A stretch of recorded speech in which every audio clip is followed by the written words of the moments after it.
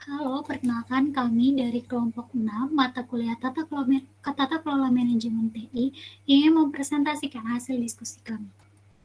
Adapun anggota kelompoknya terdiri dari Bobby Kamal Aizan 1018-1013, saya sendiri Putri Aitra Sofia 1018-1063, Rizky Stiani Putri 1018-1069, Abi Karami 1019-1001, Izar Ihsan 1019-1041, Ikliman Nur Hasana 1018-1031, Anugrah Deagung 1019-1012, Arsy Jalpianur 1019-1013, Eri Sandi 1019-1026, dan Isan Maulana 1019-1039.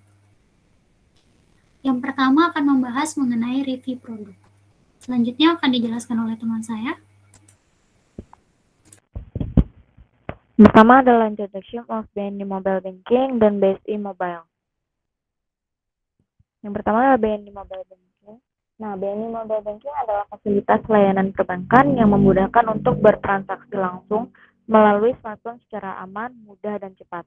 BNI Mobile Banking memberikan layanan transaksi informasi saldo, transfer, pembayaran tagihan telepon, pembayaran kartu kredit, pembayaran tiket pesawat, pembelian pulsa, pembukaan rekening tapus, pembukaan rekening deposito, dan lain-lain. BNI Mobile Banking juga dapat diaktifasikan dan digunakan untuk bertransaksi di luar negeri. Kemudian ada BSI Mobile Banking, yaitu fasilitas mobile banking yang disediakan Bank Syariah Indonesia bagi para nasabahnya untuk memiliki akses ke rekening tabungan dan melakukan transaksi online. Nah, mobile banking ini bisa diakses kapan saja dan di mana saja melalui perangkat smartphone baik Android maupun iOS. Kemudian yang kedua ada cost advantage.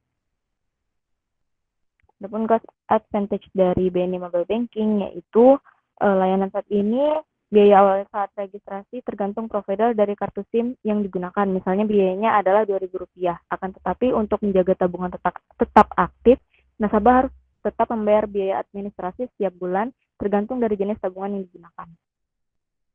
Kemudian pada BSI, yaitu biaya dari layanan M-Banking BSI Mobile pada registrasi akun berupa pulsa sebesar Rp4.000. Jadi kesimpulannya cost advantage dari BNI lebih hemat Rp2.000 saat melakukan registrasi. Selanjutnya akan dijelaskan oleh teman saya. Oke, kemudian produk or service differentiation. Untuk berdasarkan pengalaman kami, penggunaan BNI Mobile Banking ini cukup bervariasi ya, yaitu untuk kelebihannya sendiri, fitur yang tersedia pada layanan ini cukup lengkap, yaitu rekeningku, investasi, pembelian, transfer, pembayaran, e-wallet, dan produk jasa lainnya. Kemudian kekurangannya tidak ada notifikasi saat adanya transaksi, dan yang kedua adalah tampilan UI-nya kurang menarik. Kemudian untuk pengalaman penggunaan BSI itu kelebihannya tampilan UI-nya cukup menarik dan juga terdapat fitur yang mendukung bagi umat muslim beribadah seperti sedekah, berkurban, dan Al-Quran. Kemudian untuk kekurangannya sendiri tidak ada notifikasi pada saat adanya transaksi. Untuk teknologi advantage of the product or service-nya BNI yaitu layanan ini terbilang cukup mudah digunakan karena fitur-fitur yang ada telah dikelompokkan. Kemudian terdapat fitur login dengan menggunakan biometrik seperti fingerprint. Lalu untuk BSI, fitur-fitur yang ada cukup mudah digunakan karena diberikan keterangan yang jelas. Lalu terdapat juga fitur login dengan menggunakan biometrik dan terakhir adalah terdapat 2 kali akses pengamanan yaitu harus memasukkan kata sandi dan PIN. Ya, selanjutnya akan dijelaskan oleh rekan saya. Selanjutnya ada using and validating the strategic alignment model. Selanjutnya ini adalah pengertiannya. SAM adalah keselarasan strategis antara bisnis dan TI, yaitu sebuah proses serta tujuan untuk mencapai keunggulan kompetitif melalui perkembangan dan mempertahankan hubungan timbal balik antar bisnis dan TI.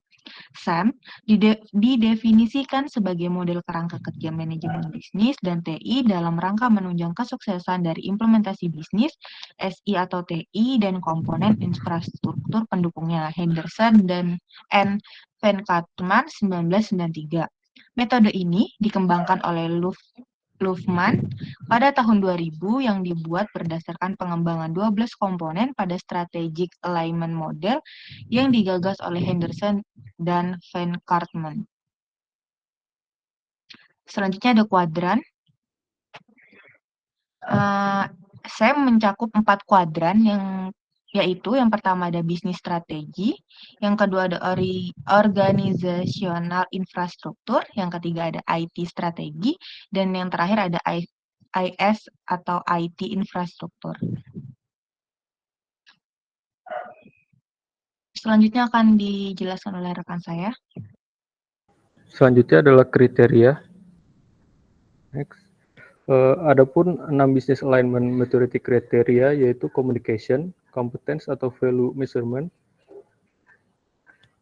dan kriteria tersebut memiliki beberapa kegunaan, yaitu communication maturity dengan berguna untuk menilai efektivitas dari hubungan komunikasi antara unit bisnis dan TI dalam berbagi pengetahuan.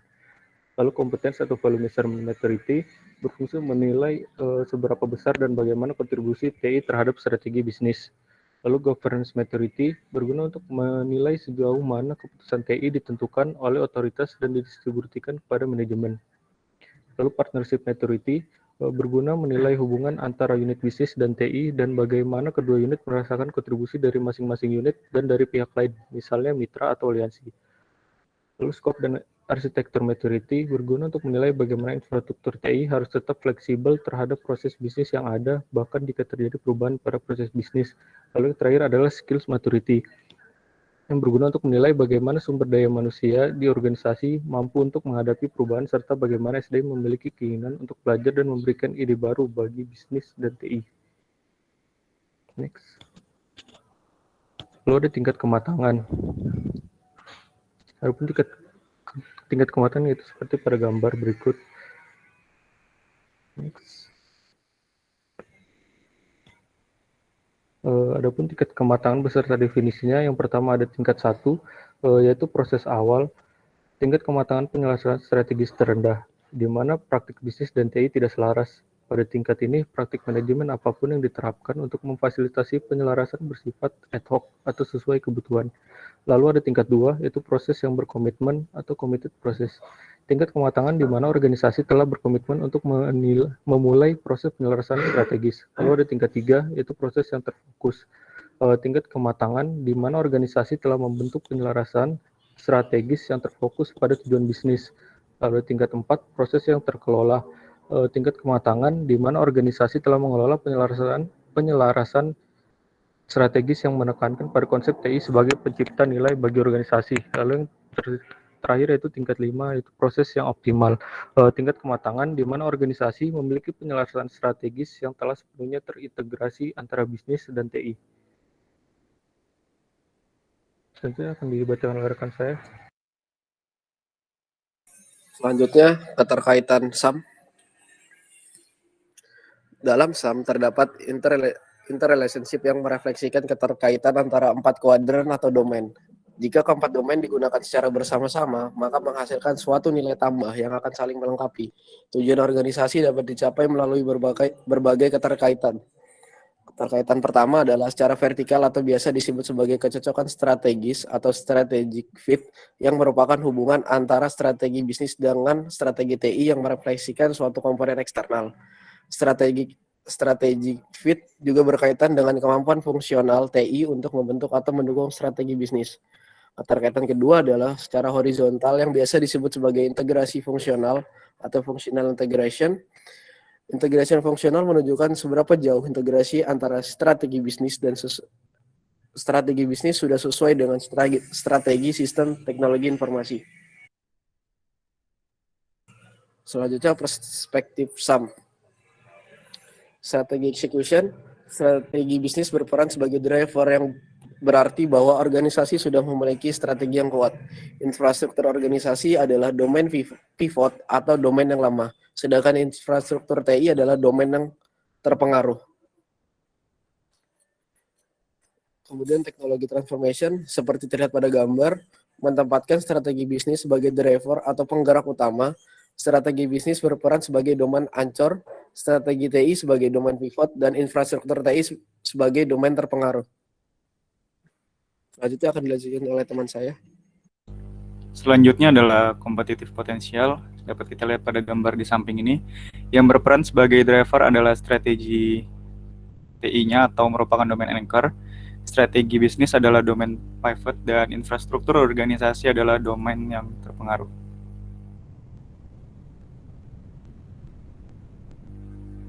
Kemudian dapat kita lihat juga pada gambar di samping ini, menempatkan strategi TI sebagai driver dan domain anchor.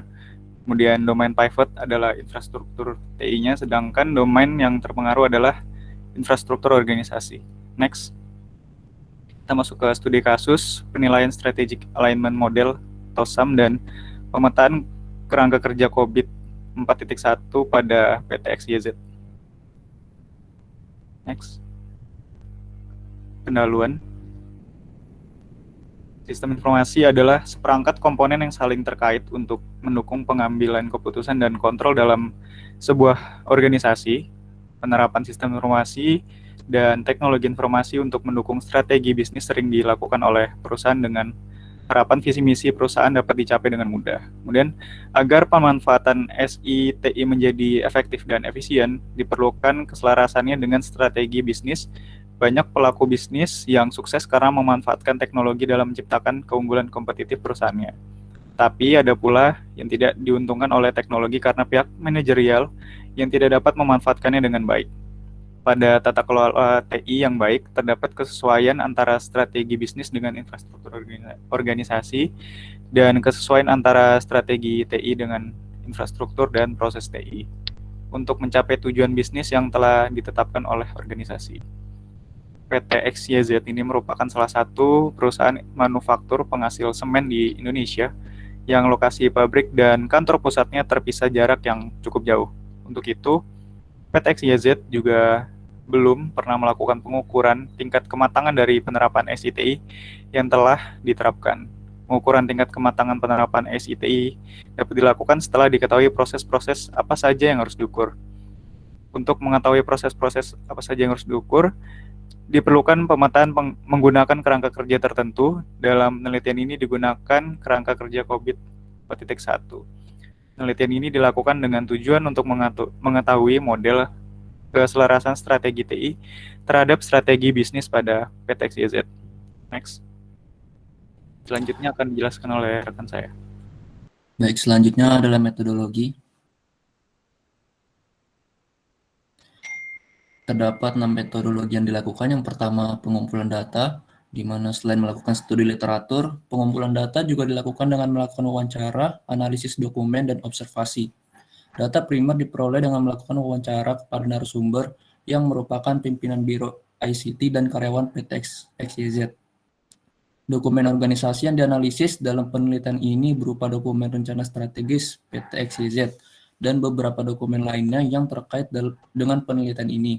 Sedangkan observasi yang dilakukan yaitu pengamatan terhadap aplikasi yang digunakan dan kegiatan bisnis yang dilakukan perusahaan. Next. Yang kedua, melakukan penyelarasan strategi TI terhadap strategi bisnis dengan strategic alignment model, di mana data yang sudah dikumpulkan dari wawancara, observasi, dan analisis dokumen organisasi digunakan sebagai bahan untuk dianalisis dengan strategic alignment model. Yang ketiga, melakukan pemetaan tujuan bisnis PT XYZ dengan tujuan bisnis COVID 4.1, di mana tahap ini merupakan tahap pertama dalam kerangka kerja COVID 4.1. Data yang digunakan dalam penelitian ini adalah dokumen PT XYZ yang berisi tentang visi misi perusahaan, visi misi organisasi, dan dokumen tentang strategi dan keunggulan kompetitif yang dimiliki oleh perusahaan. Yang keempat, melakukan pemetaan tujuan bisnis dengan tujuan TI. Setelah didapat hasil pemetaan pada tahap sebelumnya, maka dapat dilakukan pemetaan tujuan bisnis tersebut dengan tujuan TI pada COVID 4.1. Next. Yang kelima, melakukan pemetaan tujuan TI dengan proses TI.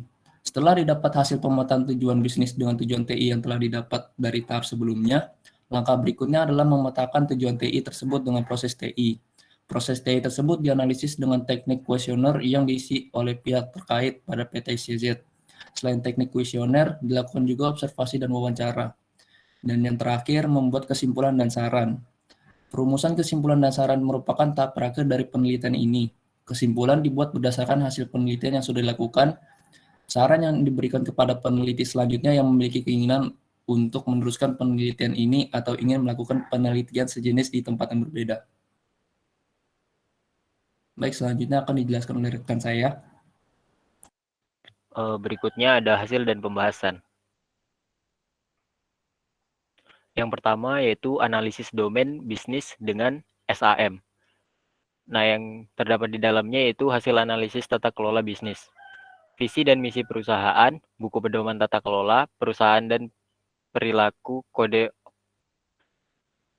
of conduct yang diberikan kepada seluruh karyawan dan stakeholder, pembentukan tim audit internal untuk memantau pelaksanaan tata kelola perusahaan yang diimplementasikan di seluruh jajaran perusahaan, asesmen oleh auditor eksternal, rapat dan komisaris Dewan Direksi setiap bulan merupakan bagian dari hasil analisis tata kelola bisnis.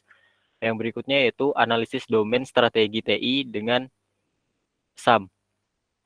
Terdapat 3 domain strategi TI. Yang pertama yaitu ruang lingkup teknologi atau teknologi scope dengan hasil analisis yaitu dikembangkan sendiri oleh CIS, program timbangan truk, antrian produksi, dan intranet. Dan produk yang dibeli yaitu ada e-procurement, trial program payroll. Selanjutnya ada tata kelola TI atau IT governance. PT XYZ telah memiliki divisi atau unit bisnis khusus yang mengatur kegiatan TI, yaitu Biro ICT. Yang ketiga yaitu kompetensi sistem, yaitu staf Biro ICT menguasai sistem operasi, perangkat lunak, dan beberapa bahasa pemrograman seperti PHP, SQL, dan Java. Next. Berikutnya yaitu hasil analisis domain infrastruktur perusahaan dan berbagai proses dengan SAM. Yang pertama yaitu infrastruktur administratif, yaitu terdiri dari struktur organisasi yang dipimpin oleh direktur utama dan dibawahi langsung oleh direktur teknik, direktur produksi, direktur komersial, dan direktur umum. Yang berada di posisi ketiga yaitu sekretaris, departemen SPI, departemen litbang, departemen operasi, departemen keuangan, departemen pemasaran, departemen logistik, dan departemen SDM serta umum. Masing-masing departemen tersebut dibagi lagi menjadi staf bidang legal dan sekretariat. Selanjutnya proses. Proses yang terjadi yaitu proses bisnis utama bergerak dalam bidang usaha penggilingan bahan dasar semen, pembuatan dan pengemasan semen, serta distribusi kepada konsumen. Yang ketiga yaitu keahlian atau skill. Kompetensi yang dimiliki oleh karyawan PT XYZ sesuai dengan keahlian dan bidang kerjanya. Perusahaan juga mengadakan berbagai program pelatihan terkait dengan keahlian masing-masing.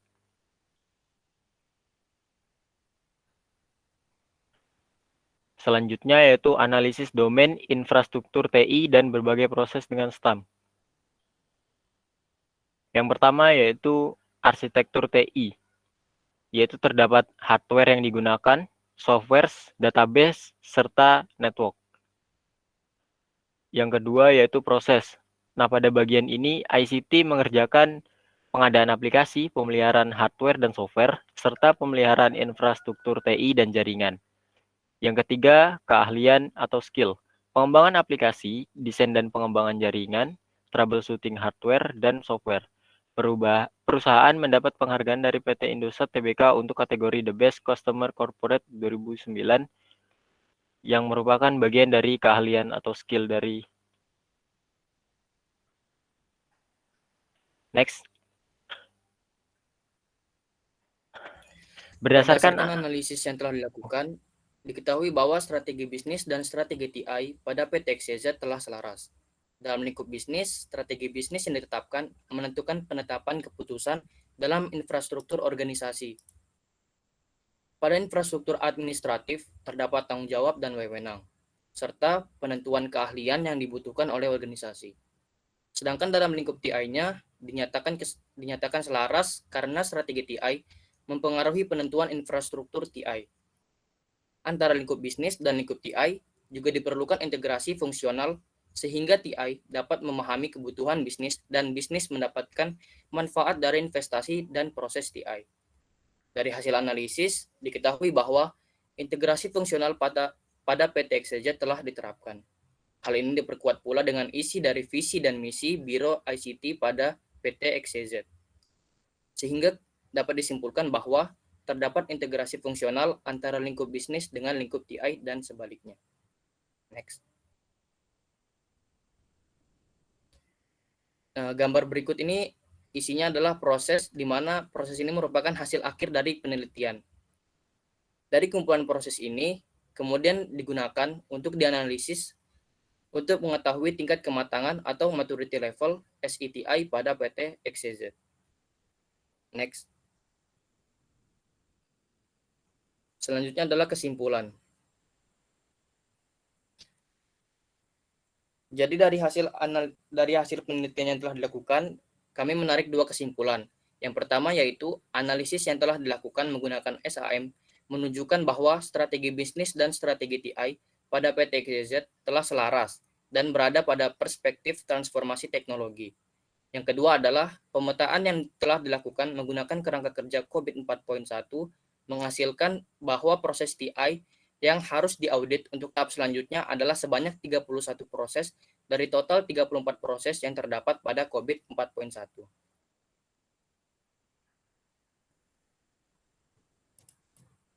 Demikian akhir presentasi kami. Terima kasih atas perhatiannya dan semoga ini dapat bermanfaat untuk kita semua.